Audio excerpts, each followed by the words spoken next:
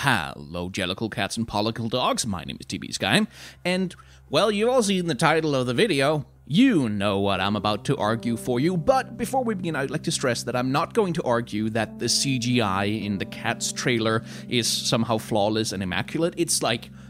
It's fine, but there should probably have been like a couple of furries on the art team of this particular movie to let the production crew know that you can't just mix and match human and animal characteristics quite so liberal. Like, there has to be some sort of aesthetic direction for how you treat the bone structure and stuff. All of those things about it looks a little bit weird, looks a little bit uncanny. Yes, I'm not about to argue that those things aren't true. What we're going to talk about instead is why Cats is actually really kind of awesome, and why you should probably be excited for this movie even if it doesn't turn out to be very good. So, relevant question number 1. Why does this movie exist? And in order to answer that, for some reason, we have to talk about an early 20th century British poet called T.S. Eliot.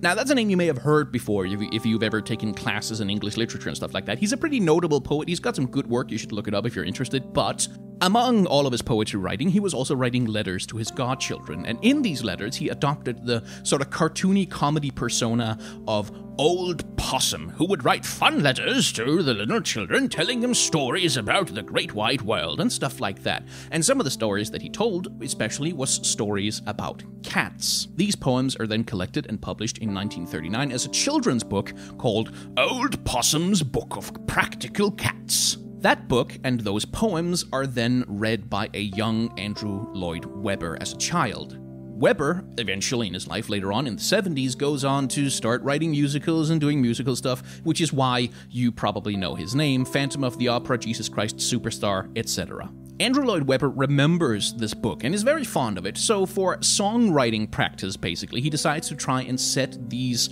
poems that weren't really designed to be songs to music and turn them into something. Fast forward over a whole bunch of technical details and a lot of rejections by publishers and stuff like that, they become a full stage adaptation in the early 1980s and go on to become, ludicrously successful, especially by musical standards. Cats is absolutely ridiculously, ludicrously successful. It ran for 21 years in London and 18 years on Broadway. By any metric, it's a ridiculously successful musical. Now, I'm not a musical historian, so I can't really speak to, whether Cats became popular because it was an innovative work of visual art or if it did something special that made it popular. It got popular, and that popularity and financial success is why in 2019 we will be able to enjoy a little bit of Oscar bait in the form of a highly staged, incredibly expensive, very prestigious, big-name actor adaptation coming to cinemas Christmas 2019. So that's a very abridged version of sort of the history of Cats, where it started, where it came from, and why we are where we are now, where there's a musical adaptation with Idris Elba, Jason Derulo, and Taylor Swift in it for some reason. But none of that, of course, explains why you should be excited for this thing. And from the outside, it can really be hard to see why this is supposed to be a big deal at all. It's some weird musical thing that rich people and upper middle class people go to see on Broadway for a while, and it's popular because it's popular, and now it's a movie, and so who cares? And the reason you should be excited has really not a lot to do with the quality of the film, although Patrick Willems has a fantastic little video essay where he explains why he's excited for Cats for filmmaking reasons. My reasons to be excited has a lot more to do with what Cats actually is. It has to do with that transformative lineage of history, going all the way back to those poems that T.S. Eliot wrote in 1939. And in order to talk about that, for some reason I have to talk about Toy Story now. Now, if you are the kind of person who for some reason did not break down sobbing in Toy Story 3 when Andy walks away and Woody looks at him and he realizes things are gonna be fine, then you probably won't sympathize with my point of view in this video at all, and you can just hit the dislike button and move on with your life. But if you did have an emotional reaction to that particular scene, you might agree with me when I say that the brilliance of Toy Story is that it takes these objects, these parts of our lives that we don't really much think about except as objects. In Toy Story's case, it was children's toys, and it imagines for them complex internal lives and mythologies and cultures that do something to illuminate the world for us.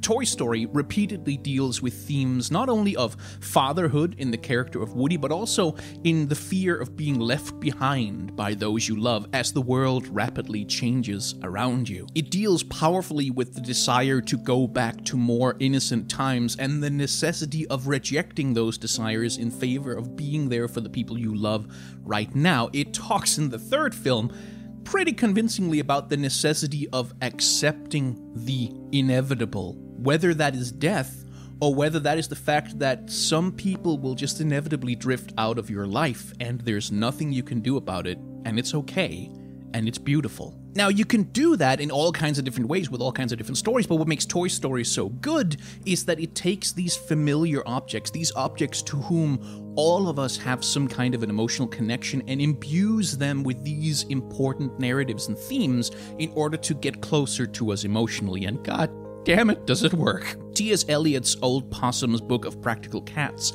kinda does the same thing, except with cats. So in the narrative universe of the poems, the stray cat that lives down at the rail yard and hunts mice and rats among the cars, it's not just a cat that lives... No. It's Skimbleshanks, the railway cat. He's a railway inspector. Why? The trains could never leave unless Skimbleshanks is found on a board and has inspected them all to ensure that all is well. And that weird cat that sort of always seems to find a way to disappear, and you hear him meowing from weird places because he, found a way to climb up on top of a door where you can't really find him. He's not just a cat who's a little bit weird and likes to hide. No, he's Mr. Mistopheles, the great magician capable of feats beyond your wildest imagination. And that mean old cat who hangs out in the back alleys and hisses at you, no, he's not just a mean old cat who's gotten kicked by assholes one too many times. No, he's Macavity, the mystery cat, the Napoleon of crime. So the poems take completely ordinary things and elevate them into a much more involved, much more imaginative and interesting form. And that's what makes Old Possum's Book of Practical Cats a good children's book. It's all sort of fun, light, fluffy, mischievous, and very imaginative. Like, it sparks the imagination that you could, instead of imagining just a cat that lives on the street, you give them this rich internal life, this world of their own where they all live and exist and go on grand adventures. It's a lot of fun for the imagination. But it's not quite like Toy Story yet. It does have moments where it reaches for some somewhat deeper emotional truths, especially in the poem about Gus the theater cat. Now, Gus the theater cat, obviously, is just a mouser who lives at a theater, and maybe occasionally he would be on stage during a play when they needed a cat for some reason, for some kind of scene. But as Old Possum's Book of Practical Cats imagines it, he's not just an old mouser who lives at the theater. No, he was an actor, a star of the stage, a Shakespearean master who played amazing roles that left the audience exhilarated and excited, and whose legend will never be forgotten, but whose star has faded in recent years. He's old, he's affected with palsy, he can't really do what he used to do anymore. And it's not that Old Possum's Book of Practical Cats goes especially deep into the emotional and psychological trauma that comes with growing old and being unable to do what you love, but it touches on it ever so gently and briefly. And that is finally where the stage adaptation comes in. Because the thing that ultimately makes the stage musical compelling to me, and I was first introduced to it when I was, I think, 19 years old. I was a fucking edgelord. I didn't think anything was fun or cool, and people in cat costumes, I don't care about that. And then an old girlfriend of mine introduced me to this thing, and I sort of begrudgingly had to admit that, yeah, okay, it's fine. Oh god, I was such a little shit. Anyway, what makes the musical compelling to me is that it takes the process that T.S. Eliot used to transform, perfectly ordinary cats into these grand adventurers with rich internal lives of their own, and it does it one more time. It elevates the content of these poems into something a lot more powerful by putting them through the lens of a stage adaptation, putting them through the lens of a musical. The musical takes the words and adds actors, and it adds music, which is one of the most emotionally compelling things that humans have ever invented, and it adds choreography, and it adds a stage show and a through line, a narrative. It takes these poems which are entirely disconnected in the original book and manages to find an emotional through line that creates a sort of narrative which makes all of these poems more than just, here's a funny poem about a cat, but parts and pieces of a whole. And then it invests that whole with pathos, with emotion, with feeling, rather than just entertainment. Cats the Musical invents this slightly bigger universe for all these poems to fit into. Each poem takes the form essentially of an introduction to a certain kind of cat. Like there's the railway cat, the theater cat, the cat that hangs around at the back of the restaurants and eats out of the trash can, and goes, okay, in what situation would it be necessary to essentially recite a list of different kinds of cat, and says, okay, what if these cats were showing up to essentially audition for something? What if these cats were showing up for what is functionally a kind of job interview where they have to recite everything that they're capable of doing in order to earn some kind of a prize? What kind of prize is that? Well, I mean, since it's cats, maybe it could just be like a really nice mouse or a really nice home to live in, or maybe we could be determining who shall be chosen to ascend to a higher plane of existence. So the musical takes the form of a grand meeting of the cats. Old Deuteronomy, who is sort of the patriarch, the leader of the group, has called together all the cats of the town to talk about their deeds and their capabilities, to select someone who is worthy of ascending to the Heaviside layer. Exactly what the hell the Heaviside layer is never really explained, but it's highly implied to be functionally like either reincarnation or cat heaven, with the implication being that because cats have 9 lives, eventually they have to transition from one life to the next, and the process of doing that is, well, coming together for a grand ball and celebration and being chosen for the achievements that you have managed in the current life that you're living. And whether you want to take a Buddhist or a Christian spin on that one, all of a sudden, these silly little poems carry with them, to some extent, the full weight of mortality. And don't get me wrong, the vast majority of the songs and the poems that are recited in the musical are still, just kind of pointless, silly fluff, because, of course, again, it's taken from some pointless, silly fluff poems for children. And for those poems, the musical still has a kind of elevating quality, like simply adding character actors who are doing their best to portray these ridiculous archetypes of cats, and very skilled dancers performing difficult choreography, and just like people who are really good at singing. That elevates a lot of what's going on. One of my favorite examples is the Rum Tum Tugger, which in the T.S. Eliot book is basically just kind of a meme about how some cats are really indecisive and contrary, and they want to go out, but then you open the door and they don't want to go out, or they don't want to eat the food you get them, but then they'll eat something else. That's basically what that poem is. In the musical, however, Andrew Lloyd Webber has the clever idea of going, hang on, we're dealing with a horny tomcat who just does whatever the hell he wants, but everyone loves him anyway. Oh, this guy is a celebrity. More specifically, in the stage adaptation, the Rum Tum Tugger is basically cast as a version of a glam rock star, especially patterned around Mick Jagger. He's got a hell of a lot of sexual dancing with the female cats. He's got a whole lot of, thrusting his hips around, and the ladies are screaming over him, and there's a guitar solo in the middle of his song. And that, to me, is that's just creative. Like, that's just good fun. That's, a tomcat who fucks all the lady cats around the block, and then you turn him into this horny, irresponsible fuckboy rock star. And it looks like in the movie, that part is going to be played by irresponsible fuckboy pop star Jason Derulo, which lends a little bit of contemporary, I won't say criticism, because it kind of isn't, but a little bit of satire in that the behavior of modern-day fuckboy pop stars is being explicitly compared to horny tomcats who hang around back alleys and fuck all the lady cats when they're in heat. So, there's that. There's that little elevation of the material into a form that's just inherently a little bit more entertaining, I think. But then there's also bits like Gus, the theater cat, and someone we haven't talked about yet, who's probably the most important part of the Cats musical, if we were honest, Grizabella, the glamour cat. So, in the stage adaptation, Gus, the theater cat, is not just a story about, this cat who's past his glory days, but is played typically by an older actor, doesn't have a whole bunch of complicated choreography, who sings the song about his career and his life and what he has gone through and all those great moments from his past that are slowly fading away from him as age and memory takes him. And when a good actor plays that role, it has some pathos, let me tell you.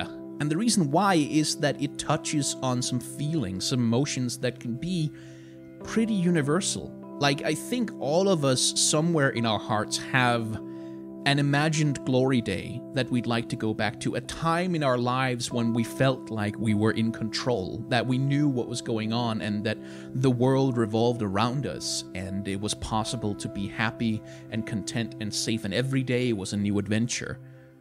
For a lot of us, those days were called childhood. And in the 2019 movie adaptation, Gus the theater cat is going to be played by motherfucking Sir Ian McKellen. So if any of those emotions I just described have any kind of resonance with you, yeah, there's gonna be something for you in there.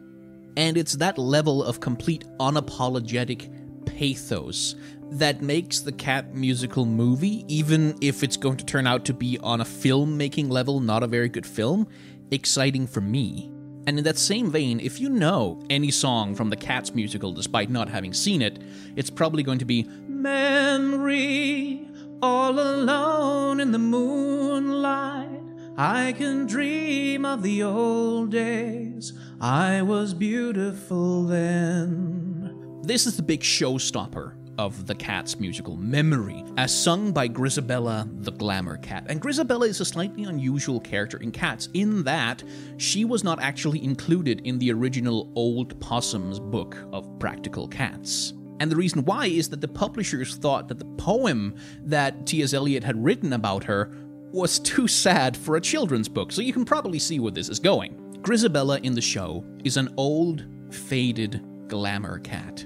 So she's someone who, in her youth, attended all the high social functions and was the talk of the town, and men doted upon her, and everybody wanted to marry her, but she never committed to anyone, and now, well, the years have passed her by, and she's old, and her beauty has faded, and, you know, all the wild years that she spent in her youth have kind of begun to catch up to her, and she's old. Maybe she's addicted to something. The musical is never really explicit about it. Maybe she started working as a prostitute or something like that. Again, the musical leaves it very vague and up to interpretation, but whatever the reason, all the other cats in the group shun her. They don't want to be associated with her. She's old and broken down and ruined, and everybody's just kind of uncomfortable around her for some reason. She's a social reject. Oftentimes the costuming of the musical will have her dressed as a sort of homeless person, basically, as a bag lady, as someone who is undesired by society. Now, if you know a little bit about narrative convention, you can probably see where this is going. By the end of the musical, it is Grizabella who is chosen to ascend to the Heaviside Layer and begin a new life for herself. But only after she delivers the emotional centerpiece of the whole goddamn thing, Memory. Now, Memory was not written by T.S. Eliot. It was written by Andrew Lloyd Webber for the musical, and meaning no shade to Mr. T.S. Eliot, it is somewhat more of a powerful song than his old children's poems about cats turn out to be. Now, the first thing about Memory to know is that it's exactly the song that you expect it to be. It's big, it's emotional, it has a massive high note near the end. Like, it's in many ways a complete stereotype of what a big show-stopping musical number should be. And what elevates it is the context. When Grizabella first appears, she's unable to dance like the other cats do. She's unable to fit in, she's unable to be a part of their community, and none of them want anything to do with her. They don't want to touch her. They don't want to be near her. And the song, Memory, which she sings when she's pretty much all alone, is about that particular loneliness. In the song, she reminisces about the memory of when she used to be beautiful, when people used to want to know her and be around her, and she desperately hopes just to make it through the night, to see one more day. And at the end of the song comes the big moment, like the moment where the actress really lets her voice just pound the entirety of the audience's eardrums out, when she practically screams, "Touch me. It's so easy to leave me, all alone with the memory of my days in the sun. If you touch me, you'll understand what happiness is. Look, a new day has begun."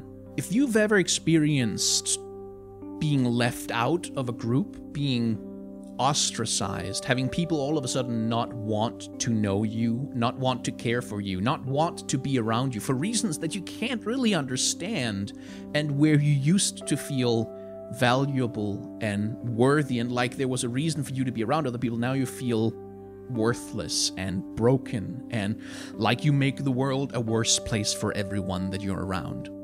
I have known those feelings, and so I think has pretty much everyone who's ever been a teenager. In the character of Grizabella, this emotion is embodied by an old, big air quotes, ruined woman, like someone who spent her life living a way that society would perhaps consider to be immoral, fraternizing, having a little bit too much sex, being a little bit too free with herself, drinking a little bit too much. And now she's an old, ruined woman on the street, and nobody wants to have anything to do with her. But those emotions are pretty universal. Like, that feeling of all of a sudden being rejected by a society that used to accept you and love you, that's something a lot of people have experienced in their lives.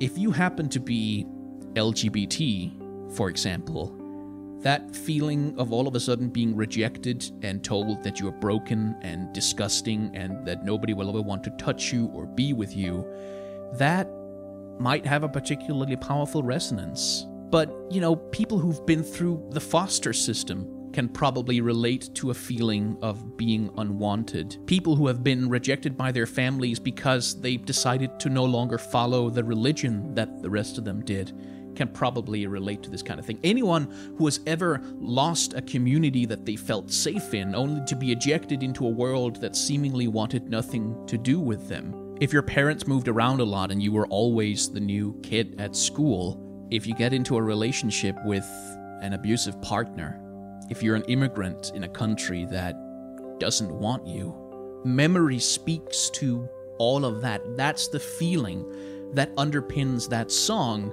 and that's the feeling that underpins the character of Griselda. And here again is where that transformative effect of turning these poems into a musical comes in, because those feelings can be pretty powerful when written down, sure, but nothing supercharges the power of words more than music. I have friends who weep openly when they hear Memory sung by a good performer. And in the 2019 movie musical, that particular role, that particular song, is going to be delivered by Jennifer Hudson, who, if you don't know much about her, and I will admit that I don't, is a pretty good singer. So, you know, there's a reason to be excited for the movie musical, because even if everything else about it is crap, Ian McKellen is still going to be good, Judi Dench is still going to be good. And if you've ever experienced any of those feelings that I talked about, if you've ever had that, then hearing Memory delivered by a really good singer can be worth the price of admission all on its own. But that's not really the reason to be excited for Cats. The reason to be excited for Cats, like on a very fundamental level, is that this musical and the emotions and the feelings and the ideas that underpin it are kind of rare. The moment of transformation and redemption for Griselda doesn't happen just because she sings the song. What happens is that one of the other cats, having seen her and having finally understood who she is, approaches her and finally reaches out and touches her. The accomplishment that sends Griselda to the Heaviside Layer, whatever the hell that's a metaphor for, is her ability to move others, to reach out, to have empathy, to engender kindness, or at least that's my particular reading of the play. Cats fans will get into long arguments about this. Please don't start them down in the comments of my video. But that's the thing that makes that character, that moment, and indeed that underlying emotion of the musical so powerful to me, is that the thing at the end, that magical power that the whole thing turns out to have been about, is the power of empathy. It's the power of caring for others. It's the power of being strong and brave and courageous enough to reach out and touch the other. In a metaphysical sense, like in the literal sense, you should always ask for consent first.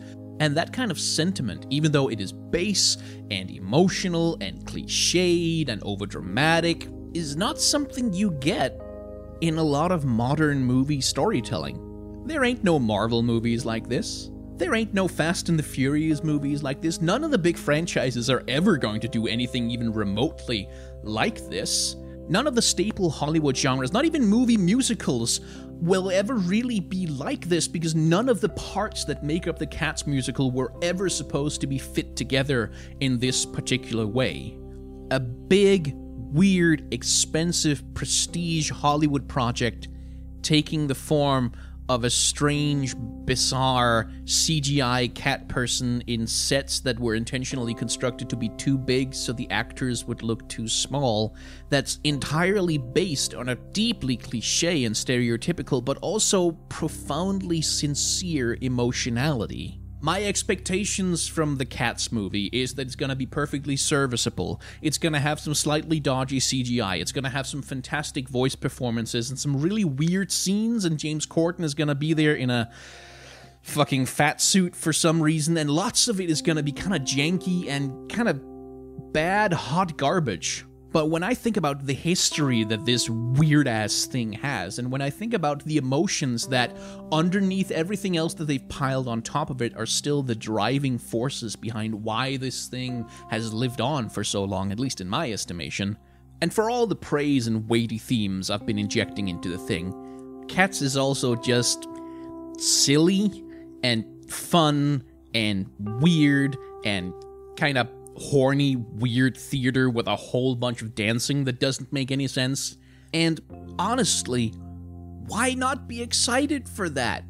We don't get to have that a lot. Just go into theater and watch something that's silly, weird, and horny and just enjoy it. Why not be excited for that? I am.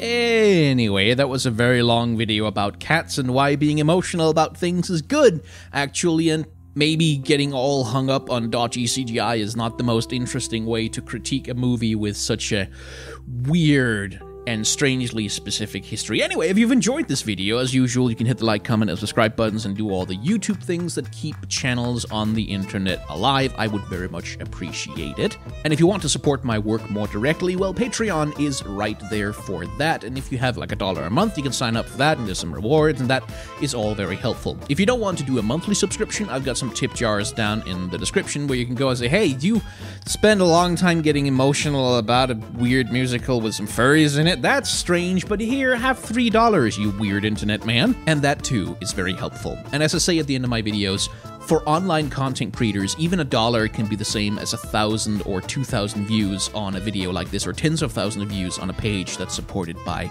advertising. So whether it's me or whether it's someone else, if there are online content creators whose work you enjoy, please consider supporting them directly, because even small amounts matter a lot more than you think.